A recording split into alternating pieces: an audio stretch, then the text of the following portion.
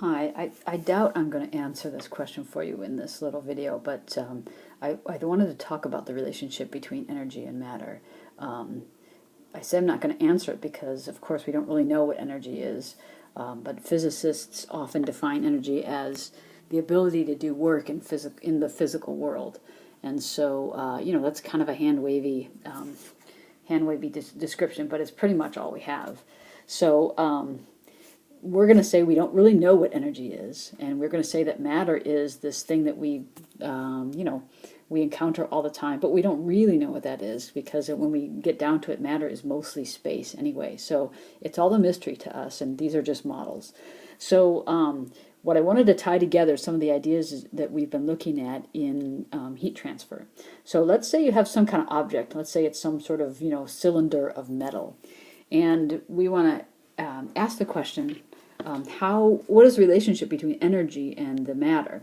Well, we know that if this sort of chunk of metal is above 0 Kelvin, which it will be, again, these are models, we know that this particular metal has some sort of thermal energy content.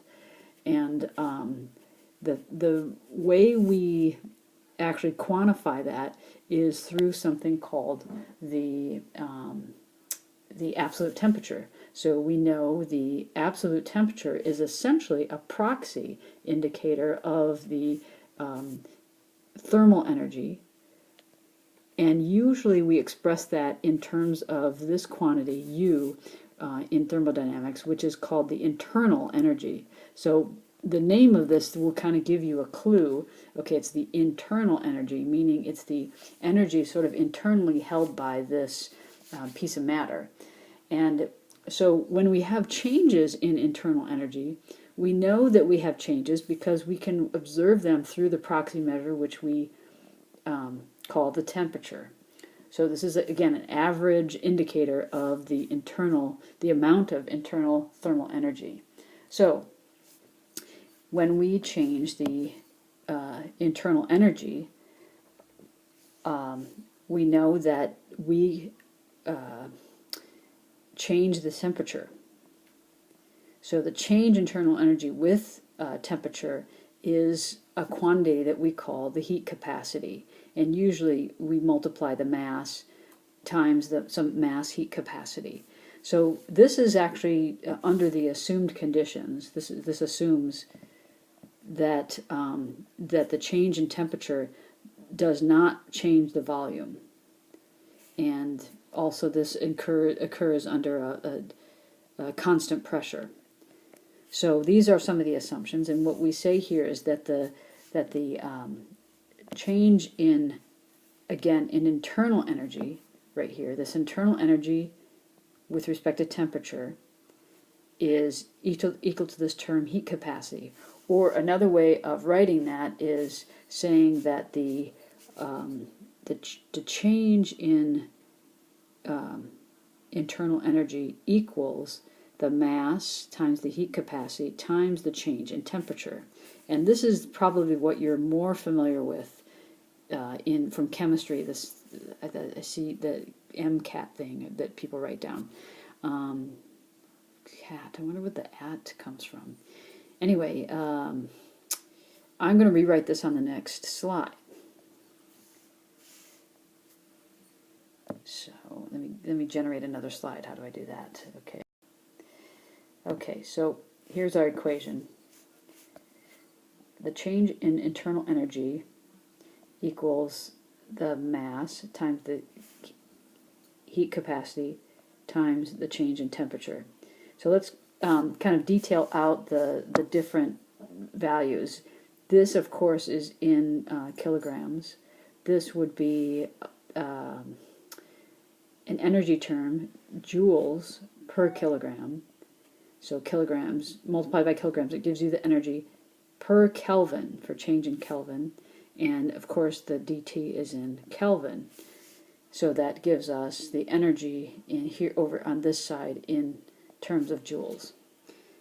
Okay, I love the units because they always save me from making mistakes. So I strongly encourage you to follow the units whenever you can. Okay, so in your textbook, we're talking about heat transfer, so it's a kind of the rate of motion. So instead of seeing this equation here, the equation that you'll see instead is the change in internal energy with time. So this now has become the rate of change is equal to the mass times the capacity times the change in temperature with time. So let's say your temperature is dropping with time. So now we see that, I mean back to our block of metal here. We know that this block of metal has a changing internal energy. Let's say that we somehow had heat being transferred into this block of metal, and we know that the internal energy is changing because the temperature is changing, and the rate of change is equal to the rate of the temperature change, or is proportional to it through the heat capacity. And that makes sense. If you have a higher heat capacity, the rate of internal energy change is going to be greater as the temperature changes. Let's see if I could make a graph of this. So something like this: du dt, dt, dt, and the slope essentially represents the heat capacity. The higher the slope for a given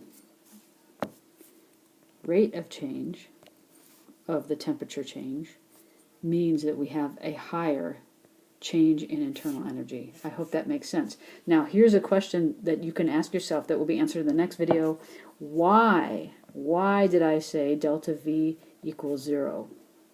What happens if you put thermal energy into this thing and you actually get a volumetric change as the temperature is changing?